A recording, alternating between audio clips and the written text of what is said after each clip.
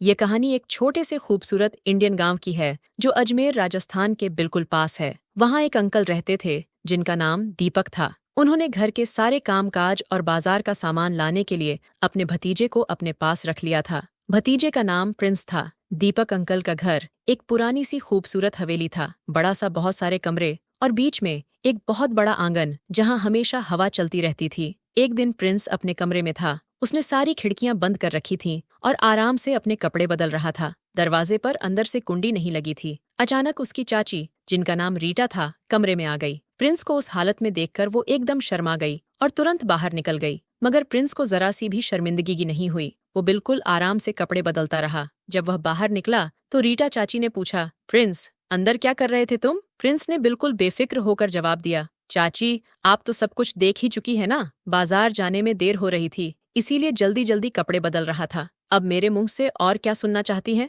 रीटा चाची ने थोड़े से गुस्से में मगर हल्की आवाज में कहा, वो सब तो ठीक है, मगर मुझे अचानक देखकर तुम्हें थोड़ी सी तो शर्म आती ना। प्रिंस ने मुस्कुराकर कहा, चाची, मुझे क्या पता था कि आप ठीक उसी वक्त अंदर आ जाएंगी। वैसे भी मैं कोई गलत काम तो नहीं कर रहा था, बस कपड़े ही बदल रहा था। तो फिर चाची बोली, ज्यादा बकवास मत कर, वरना सब दीपक को बता दूंगी। मैं इसलिए नहीं बताती क्योंकि वे बेचारे दिन भर थक हार कर काम करते हैं और रात को घर आते ही सो जाते हैं। प्रिंस बोला, चाची, अगर आप कहें तो मैं आपकी हर तरह की मदद कर सकता हूँ। चाची गुस्से से बोली, तुम्हारा दिमाग खराब तो नहीं हो गया? इससे पहले कि चाची और कुछ कहती, प्रिंस वहां से निकल गया। रीटा चाची थोड़ी सी घमंडी जरूर थी, मगर वह बहुत ही खूबसूरत थी। प्रिंस अक्सर उन्हें छुप छुप कर देखता रहता था और अगर चाची की नजर पड़ जाती तो तुरंत आंखें झुका लेता। दीपक अंकल तो प्रिंस को अपने बेटे जैसा ही प्यार करते थे। चाची हमेशा रेशमी साड़ियां पहनती थीं, कभी कभी थोड़ी सी खुली खुली भी। उनकी उम्र लगभग 30 साल थी, मगर लगती 25 की ही थी। प्रिंस दिल ही दिल में काफी समय से उन्हें पसंद करता था,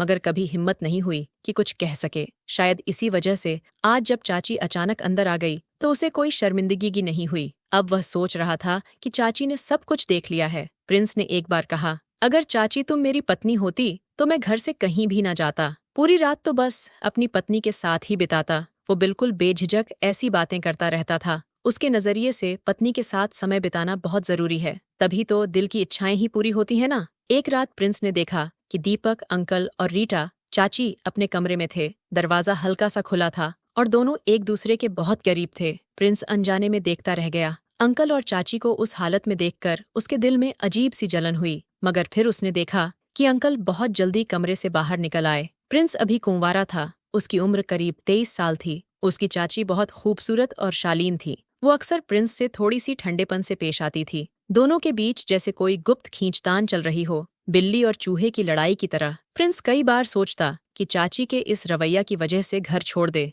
मगर कोई अनजान सी चीज उसे रोक लेती थी। चाची का घमंड कुछ हद तक जायज भी था। वो किसी बॉलीवुड हीरोइन से कम नहीं थी। कद लंबा, चेहरा दिलकश, रंग सांवला मगर गोरेपन की झलक लिए हुए और आंखें ऐसी कि जब प्रिंस की ओर देखती तो सीधे दिल में उतर जाती। शुरुआत में प्रिंस कोई न कोई बहाना ढूंढता ताकि चाची से बात हो सके, मगर वह हमेशा उसे नजरअंदाज कर देती। तब उसे यकीन हो गया कि चाची को अपनी खूबसूरती पर बहुत नाज है। दीपक अंकल अजमेर की एक बड़ी कंपनी में नौकरी करते थे जो घर से लगभग 40 किमी दूर थी, इसलिए घर लौटने में अक्सर आधी रात हो जाती। कभी कभी तो वे आते ही नहीं और अगर काम ज्यादा होता तो कई दिनों तक वहीं रुक जाते। रोजाना का सफर बिल्कुल आसान नहीं था। जब अंकल घर पर नहीं होते तो चाची अपने कमरे में अकेली रहती। प्रिंस ने कई बार देखा कि चाची मोहल्ले के मर्दों से हल्की फुल्की बातें करती हैं। उसके दिल में शक पैदा होता, मगर वो कुछ कहता नहीं था। अब उसे लगने लगा था कि चाची अंदर से बहुत अकेली हैं। अंकल देर से आते, कभी आते ही नहीं। शायद इसी वजह से चाची की इच्छाएं अधूरी रह जाती थीं। कई बार प्रिंस ने देखा कि चाची मोबाइल पर रोमांटिक फिल्में और क्लिप्स देखती रहती हैं। अब प्रिंस अच्छी तरह समझ चुका था कि रिंकी को जितनी जरूरत दीपक की थी उतना समय वे उन्हें दे नहीं पा रहे थे। एक सुबह प्रिंस ने देखा कि रिंकी बहुत उदास और कमजोर लग रही थी। बुखार भी तेज था। प्रिंस परेशान होकर बोला, चाची, अंकल घर आएंगे या नहीं? रिंकी ने कमजोर आवाज में कहा, तेरे अंकल कई दिनों तक नहीं आएंगे बेटा, वे काम से मुंबई गए हुए हैं। प्रिंस ने देखा कि चाची की तबीयत और बिगड़ रही है। वो घबराकर तुरंत डॉक्टर के पास भागा और बोला, डॉक्टर साहब, मेरी चाची की तबीयत बहुत खराब है। डॉक्टर मुस्कुराकर बोले, फिक्र मत करो बेटा, मैं अभी चलता हूँ। थोड़ी ही देर में डॉक्टर घर आ गया। उसने जांच की, दवाइयां दी, इंजेक्शन लगाया और कुछ हिदायतें देकर चला गया। 1 घंटे बाद रिंकी की तबीयत बेहतर होने लगी। अगले दिन जब रिंकी नहाने जा रही थी तो प्रिंस की आवाज दी, रिंकी चाची 1 मिनट जरा इधर आइए ना। वो आई तो बोली, संगीत मुझे माफ कर दो। प्रिंस हैरान हुआ, किस बात की माफी चाची? रिंकी बोली, जब से मैं इस घर में ब्याही गई हूँ कभी तुमसे अच्छे से पेश नहीं आई, मगर तुमने मेरे लिए जो किया वह तो कोई अपना ही करता है। प्रिंस ने सिर झुकाकर कहा, कोई बात नहीं चाची, मैं तो आपको अपना ही समझता हूँ। रिंकी मुस्कुराई और अपने कमरे में चली गई। प्रिंस को पहली बार लगा कि चाची के दिल में अब उसके लिए नरम कोना पैदा हो रहा है, मगर वह जानता था कि अभी जज्बात दिखाने का वक्त नहीं है। पहले भरोसा बनाना जरूरी है, जल्दबाजी सब कुछ बिगाड़ सकती है। अब प्रिंस चाची की हर बात मानने लगा और घर के कामों में मदद करने लगा। धीरे धीरे रिंकी का दिल भी उसके खुलूस से पिघलने लगा। एक दिन रिंकी ने कहा, प्रिंस तेरे अंकल अब बहुत कम घर आते हैं, कभी कभी रात को मेरे कमरे में आ जाया करो, हम बातें करेंगे, तन्हाई में दिल नहीं लगता। प्रिंस के चेहरे पर हल्की सी मुस्कान आ गई। उसे लगा कि अब रिश्तों में बदलाव आ रहा है, मगर वह यह भी जानता था कि हर रिश्ता नाजुक धागे पर टिका होता है, उसे संभालना आसान नहीं। कुछ दिनों बाद कमरे में हल्की हंसी और सरगोशियों की आवाजें आने लगीं। प्रिंस ने नहीं देखा कि रिंकी कब अंदर आई। वो मोबाइल पर कोई वीडियो देख रहा था। अचानक हंसी की आवाज आई। मुड़कर देखा तो चाची पीछे खली मुस्कुरा रही थी। प्रिंस घबराकर मोबाइल बंद कर बैठा। रिंकी हंसते हुए बोली, अब बंद क्यों कर दिया? डर गए क्या? प्रिंस ने झिझकते हुए कहा, कभी तन्हाई में दिल अजीब सा बेचैन हो जाता है। रिंकी ने उसकी आंखों में देखा और अर्थपूर्ण अंदाज में कहा, तुम बहुत संवेदनशील हो प्रिंस। प्रिंस बोला, चाची मैं आपसे कुछ कहना चाहता हूँ, मगर सही वक्त का इंतजार कर रहा हूँ, नहीं चाहता कि आप नाराज हो। रिंकी ने सुकून से कहा, धीरे धीरे सब ठीक हो जाएगा, तुम समझदार हो, बस यही काफी है। प्रिंस ने सोचा कि अब वक्त आ गया है कि वह चाची की बातों और अपने दिल के जज्बात को अच्छी तरह समझे। घर में आपसी समझ और करीबियां बढ़ रही थीं। रिंकी ने प्यार भरी मुस्कान के साथ कहा, प्रिंस अब तुम मेरे कमरे में आकर बातें कर सकते हो, साथ बैठकर फिल्में भी देख लिया करेंगे, तन्हाई बुरी लगती है। ये सुनकर प्रिंस को लगा कि चाची वाकई मानसिक तनाव में है। उसे समझ आ गया कि सब्र और अक्लमंदी से ही काम लेना चाहिए ताकि घर की शांति बनी रहे। घर में सब अपने अपने कामों में व्यस्त थे। प्रिंस चाची से बातें करता और उनके मिजाज को समझने की कोशिश करता रहता। चाची ने धीरे से कहा, प्रिंस मुझे पता है तुम मेरी फिक्र करते हो और जिम्मेदारी समझते हो, इसी वजह से तुम पर भरोसा है। प्रिंस ने अदब से कहा, चाची मैं बस यही चाहता हूँ कि घर में सब खुश रहे। चाची ने नरमी से कहा, हर फैसला सोच समझ कर करो, जल्दबाजी अच्छी नहीं। अब मैं आराम करने जा रही हूँ, तुम भी अपने काम देखो। प्रिंस को हल्की सी मायूसी हुई, मगर वह समझ गया कि सब्र सबसे बेहतर है। उसने फैसला किया कि वह चाची के जज्बात और हदों का हमेशा ख्याल रखेगा। अगले दिन सब कुछ सामान्य था। प्रिंस नहा धोकर तैयार हुआ तो चाची सामने आ गई। मुस्कुराकर बोली, आज तो बड़े सज धजे तैयार हुए हो। प्रिंस चुपचाप अपने कमरे में चला गया ताकि कोई गलत फहमी ना हो। कुछ देर बाद चाची ने पूछा, सब ठीक है ना प्रिंस? प्रिंस बोला, जी चाची ठीक है, बस थोड़ी थकान है। शाम को वो घर आया तो देखा कि अंकल भी लौट आए थे। अंकल ने प्यार से हालचाल पूछा और प्रिंस ने आदर से जवाब दिया। खाने के समय घर का माहौल खुशनुमा था। चाची ने फिक्र से कहा, प्रिंस आज कुछ उदास क्यों लग रहे हो?